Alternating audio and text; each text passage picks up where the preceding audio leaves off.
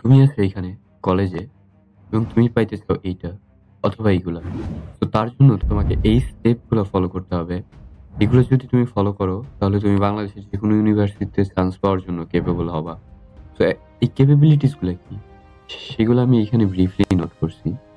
তুমি এগুলোকে ইনফিনিটি স্টোনের সাথে চিন্তা করতে পারো। তোমার কাছে যদি এই ৬টা স্টোন থাকে তাহলে তুমি বাংলাদেশের যেকোনো ইউনিভার্সিটিতে চান্স পাওয়ার জন্য ক্যাপেবল। তো এগুলো যদি ব্রিফলি বলি, সেগুলো হচ্ছে basic understanding of every concept. তোমার প্রত্যেকটা কনসেপ্টের বই যেগুলো আছে তোমার সিলেবাসে তার বেসিক আন্ডারস্ট্যান্ডিং থাকতে হবে। ওটার মানে কি, ওটা কোন জায়গায় ইউজ হয় এটসেট্রা। দেন হচ্ছে গিয়ে তোমার প্রত্যেকটা ফর্মুলা মুখস্থ থাকতে হবে এবং ইম্পর্টেন্ট রিঅ্যাকশন মুখস্থ ছাড় দেওয়া যাবে না এখানে। দেন হচ্ছে এক্সাম হলে কাম থাকা শিখতে হবে। Then ability to visualize every step for a solution in head. তোমার একটা ম্যাথে সলিউশন কিভাবে তোমার বের করতে হবে ওইটার প্রত্যেকটা স্টেপ জানি তুমি মাথার মধ্যে ক্যালকুলেট করে ফেলতে পারো। বিকজ তোমার অ্যাডমিশনে কিন্তু টাইম অনেক কম থাকে। তো দেন এই টাইমের কথা আসলে যখন, তো তোমার শর্টকাটও শিখতে হবে অনেক। শর্টকাট গুলো এইচএসসি তে কাজে লাগবে না, বাট অ্যাডমিশনে অনেক কাজে লাগবে। সো সেই ক্ষেত্রে শর্টকাট শিখতে হবে। দেন তোমার প্যাটার্ন রিকগনিশন শিখতে হবে এবং অনেক ইনফরমেশন হোল্ড করতে হবে তোমার মাথায়। সো এইটা তুমি বারবার পড়ার মাধ্যমে, রিভাইজ দেওয়ার মাধ্যমে এবং অ্যাক্টিভ রিকলিং এর মাধ্যমে শিখতে পারবা। সো এই স্টোন গুলো যদি তোমার কাছে থাকে তাহলে তুমি যেকোনো ইউনিভার্সিটি চান্স পাওয়ার জন্য কেপেবল। এখন তুমি এই অ্যাবিলিটি গুলো অ্যাচিভ করবা কিভাবে? তো সেই জন্যই আমার এই টাইমলাইনটা। আমি পার্সোনালি অনেকটা এরকম ওয়ে ফলো করছি। আমি কিন্তু মাত্র এইচএসসির আগে ৫-৬ মাস সময় পাইছিলাম অ্যান্ড এইচএসসির পরে বুয়েটে অ্যাডমিশনের আগে ৫ মাস সময় পাইছি।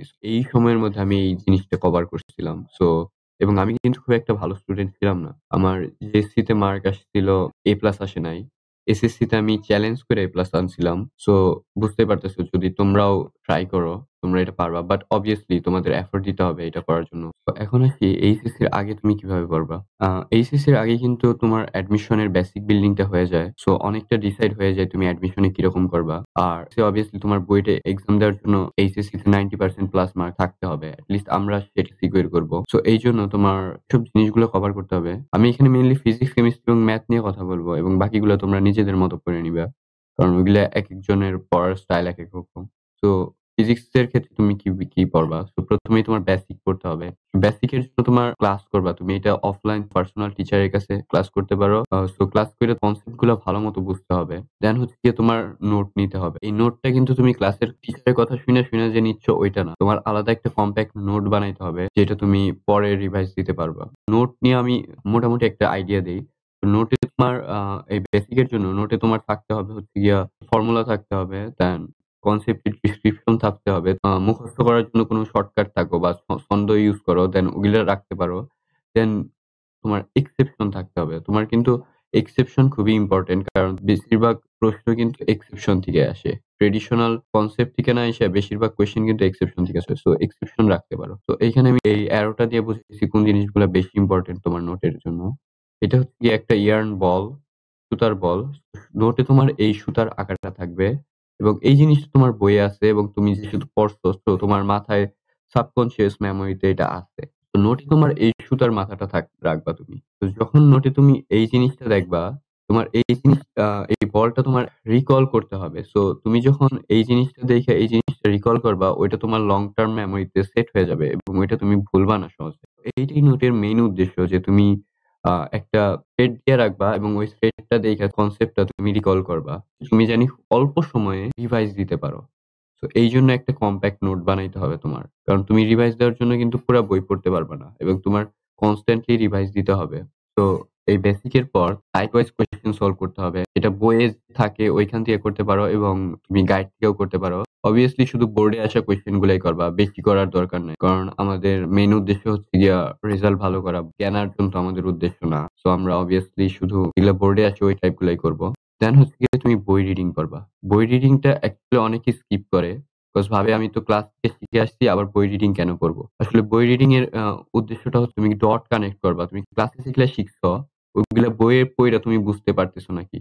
তো তুমি যখন এখানে ডট গুলা কানেক্ট করবা তোমার ওইটা মেমোরিতে ভালোভাবে সেট হয়ে যাবে। দেন তুমি কিছু ইস্যু পাইবা যেগুলা তুমি বইয়ে একভাবে পড়ছো এবং ক্লাসে তোমারে অন্যভাবে শেখানো হইছে।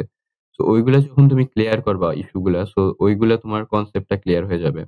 তো রিডিং করার পর তুমি আ ক্রিয়েটিভ কোয়েশ্চেন সলভ করবা প্রিভিয়াস ইয়ার এর। এটা তোমার ওই যে গাইড থেকে করতে পারো। ক্রিয়েটিভ কোয়েশ্চেন এ তোমার প্র্যাকটিস থাকতে হবে। সো কিছু ক্রিয়েটিভ কোয়েশ্চেন সলভ করবা। তো এইভাবে তুমি ফিজিক্সটি করলা। দেন কেমিস্ট্রির ক্ষেত্রে অনেকটা সেম। জাস্ট রিঅ্যাকশন গুলা মুখস্থ করতে হবে অ্যান্ড রিঅ্যাকশন এর কনভার্সন এর যে স্টেপ গুলো আছে ওগুলো তোমার মুখস্থ করতে হবে বারবার প্র্যাকটিসের মাধ্যমে। তাছাড়া বাকি ফিজিক্স এর মতোই তোমার কেমিস্ট্রি সেম জিনিস। এবং ম্যাথ এর ক্ষেত্রে যদি আসি, ম্যাথ এর ক্ষেত্রে তুমি ক্লাস করবা। দেন তুমি কনসেপ্টটা বুঝতে হবে। দেন কোয়েশ্চেন সলভ করতে হবে সবগুলা। তোমার যে বইটাই সলভ করো। লাইক অনেকে কেতাবউদ্দিন স্যারের করে, অনেকে অক্ষরপত্রের করে। যে বইটাই তুমি করো, যেকোনো একটা বই করবা। ওই বইয়ের তোমার বোর্ডে যে আসা যে কয়টা ম্যাথ আছে সবগুলো সলভ করবা। একটাও বাদ দিবা না।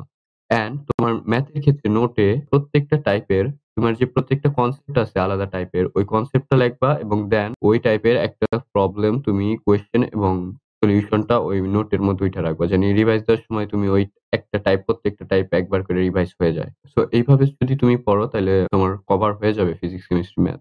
দেন আদার্স এর জন্য আমি এখানে এখন কিছু বলতেছি না কারণ আদার্স একেকজন একেকভাবে পড়বা। আদার্স মেইনলি তুমি বাকিগুলার মাঝখানে পইড়া নিবা আরকি।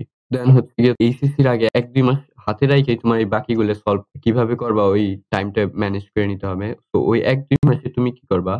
ওই ১-২ মাসে কম্বাইন্ড টেস্ট দিবা এবং ইস্যু সলভ করবা। সলভিং ইস্যু বলতে বোঝাচ্ছি আমি, ম্যাথ কম্বাইন্ড টেস্ট দেওয়ার সময় ভুল হবে ওগুলার ইস্যু সলভ করবা। দেন তুমি এই যে যখন এই টাইপ ওয়াইজ সলভ করছিলা, ক্রিয়েটিভ কোয়েশ্চেন সলভ করছিলা, ওই সময় তোমার যে ম্যাথ গুলা তুমি পারো নাই বা কঠিন লাগছে ওগুলা মার্ক করে রাখবা রেড মার্ক দিয়া। সেকেন্ড টাইম যখন রিভাইজ দিবা তুমি এই ১-২ মাসে, তখন জাস্ট ওই মার্ক করা কোয়েশ্চেন গুলাই রিভাইজ দিবা। বারবার দেখবা আরকি। তো এই কম্বাইন্ড টেস্টটা বলতে হচ্ছে গিয়ে তুমি নিজে মডেল টেস্ট দিবা এবং দেখবা যে কিরকম মার্ক পাও এবং ওইখানে যেসব প্রবলেম তুমি ফেস করবা ওইগুলা সলভ করবা। তো এইভাবে তোমার রিভাইজটাও হয়ে যাবে এবং প্রবলেম সলভিং টাও হয়ে যাবে এবং এক্সাম হলে যে প্রেশারটা ওইটাও শিখা হয়ে যাবে। তো এইভাবে যদি তুমি ফলো করো তোমার এইচএসসি তে তুমি 90% মার্ক সিকিউর করতে পারবা। এইচএসসি কিন্তু অত কঠিন না। তোমার জাস্ট প্র্যাকটিসের উপরে থাকতে হবে এই লাস্টের ১-২ মাস। তো এখন যদি আসি অ্যাডমিশনের কথায়। সো অ্যাডমিশনের ক্ষেত্রে তোমার অ্যাডমিশনের জন্য ক্লাস করতে হবে। এটা তুমি উদ্ভাসে তো obviously ভর্তি হবা। বিশেষ করে উদ্ভাসের বইগুলা তোমার কালেক্ট করতে হবে। দেন উদ্ভাসের এক্সাম ব্যাচে ভর্তি হইতে হবে। তুমি যদি উদ্ভাসের ক্লাস নাও করো। ক্লাসের জন্য আমি মেইনলি আরো একটু অ্যাডভান্স ক্লাস রিকমেন্ড করি। লাইক এসিএস এর ক্লাস হইতে পারে। ওইখানে একটু কঠিন ম্যাথ করায়। সো অ্যাডমিশনে তুমি মেইনলি শর্টকাট শিখবা। অনেক শর্টকাট শিখবা। তোমার এইচএসসি তে যেসব ম্যাথ তুমি বড় ওয়েতে কইরা আসছো, ওইগুলা শর্টকাট শিখবা। দেন তোমার নোট করতে হবে। অ্যাডমিশনের জন্য নোট খাতা আলাদা একটা বানাইবা। ওইখানে তুমি ওই শর্টকাট গুলা নোট করবা এবং নতুন যেসব কনসেপ্ট শিখছো তুমি, এই হাই লেভেলের অ্যাডভান্স লেভেলের কনসেপ্ট শিখবা, সেগুলা নোট করবা। দেন হচ্ছে উইকলি এক্সাম দিতে হবে। কজ আমাদের নার্ভ কন্ট্রোলটাও শিখতে হবে। দেন হচ্ছে কোয়েশ্চেন ব্যাংক সলভ করবা। এটা আমরা যেহেতু বুয়েট টার্গেট মেইন, তো বুয়েটের কোয়েশ্চেন ব্যাংকটাই আমরা মেইনলি টার্গেট করে পড়বো। বুয়েটের কোয়েশ্চেন ব্যাংকটা তুমি মিনিমাম ২ বার সলভ করবা। এই ২ মাস হাতে রাইখা। ওই ২ বার সলভ করার মধ্যে ১ম বার সব সলভ করবা। একদম শুরু থেকে শেষ পর্যন্ত। দেন ২য় বার যেসব জিনিস আগেরবার ভুল হয়েছিল ওগুলা রেড মার্ক করে রাখবা, ওগুলো সলভ করবা। দেন আ আ এইটার ক্ষেত্রে হচ্ছে গিয়ে অন্য ইউনিভার্সিটির যদি কোনো এক্সাম হয় মাঝখানে তোমার বুয়েটের এক্সামের আগে, দেন তুমি ওইটা ধরো ৪-৫ দিন হাতে রাইখা তোমার ওই ইউনিভার্সিটির কোয়েশ্চেন ব্যাংকটা সলভ করে ফেলবা। তাহলে তোমার প্রিপারেশনটাও হয়ে যাবে ওই ইউনিভার্সিটির অ্যান্ড দেন তোমার সব একবার রিভাইজটাও হয়ে যাচ্ছে। তো এটা কিন্তু একটা ভালো জিনিস। যদি বুয়েটের আগেও কোনো অ্যাডমিশন হয় ওইটা খারাপ না। অ্যাকচুয়ালি ভালো। তোমার রিভাইজ হয়ে যাচ্ছে। দেন বুয়েটের ২ মাস আগের প্রিপারেশন এর কথা বলি। অ্যাডমিশনের ১ম মাসটা তুমি সাবজেক্ট ওয়াইজ রিভাইজ দিবা। লাইক তুমি একটা সাবজেক্টের সবগুলা রিভাইজ দিবা তোমার নোট খাতা দেইখা, শর্টকাট-টর্টকাট সহ। দেন তুমি সেলফ টেস্ট দিবা। দেন বুয়েটের একটা কোয়েশ্চেন ব্যাংক দেওয়া হয়। এটাই খালি বুয়েটের কোয়েশ্চেন থাকে প্রিভিয়াস ইয়ারের। ওইটা ২ বার সলভ করবা এই ১ মাসে। ১ম বার হচ্ছে গিয়া সবগুলা সলভ করবা। ২য় বার হচ্ছে যেগুলা ভুল হইছিল ওগুলা সলভ করবা। অ্যান্ড দেন লাস্ট ১ মাস থাকতে তুমি অনেক মডেল টেস্ট দিবা। ওই যে উদ্ভাসে যেসব মডেল টেস্ট নেওয়া হয়। দেন সেলফ টেস্ট ও দিতে হবে তুমি। জাস্ট ওই মডেল টেস্টের আশায় থাকলে হবে না। সেলফ টেস্টের অনেক একটা সুবিধা হচ্ছে গিয়া তুমি ইনস্ট্যান্ট তোমার ফিডব্যাকটা পায়ে যাচ্ছ যে তুমি কিরকম মার্ক পাচ্ছ। সেলফ টেস্ট হচ্ছে গিয়া তুমি টাইম নিয়া একদম বুয়েট এক্সামে যেরকম ৩ ঘন্টা টাইম থাকে ৩ ঘন্টা টাইম নিয়ে বসবা যে আজকে আমি এই টেস্টটা দিব। দেন তুমি মার্ক দিবা। নিজে মার্কিং করবা। সো এইভাবে তুমি বুঝবা যে কিরকম মার্ক পাচ্ছ। তুমি ধরো ১০০% এর মধ্যে 40% মার্ক পাইলা। এটা খুব একটা খারাপ না। তোমার কোন জিনিস ভুল হইছে ওই ভুলগুলা পরের বার ফিক্স করতে হবে। সেলফ টেস্ট দিয়ে যদি তুমি ধরো ৭০ আমাদের মেইন টার্গেট হবে হলো গিয়া নিজে টেস্ট দিয়া তোমার 70% প্লাস মার্ক সিকিউর করা। কারণ বুয়েটে কিন্তু তুমি ধরো তুমি যদি 60% মার্কই পাও তাহলে কিন্তু তোমার চান্স হয়ে যাবে। বুয়েট না শুধু, তুমি যেকোনো অ্যাডমিশনে যদি 60% মার্ক সিকিউর করতে পারো, তোমার চান্স হয়ে যায় 60 to 70% মার্ক সিকিউর করলে। অ্যান্ড তোমার এই প্রিভিয়াস ইয়ারের কোয়েশ্চেন এবং বেসিক দিয়েই কিন্তু তোমার 60% মার্ক সিকিউর করা যায়। তোমার বেশি অ্যাডভান্স লেভেলে যাইতে হয় না। সো যদি তুমি এই স্টেপগুলো ফলো করো, ইনশাল্লাহ তোমার সব ইউনিভার্সিটিতে চান্স হয়ে যাবে। অ্যান্ড আরেকটা রিকোয়ারমেন্ট আছে, সেটা হচ্ছে গিয়ে আমাকে ফলো করতে হবে।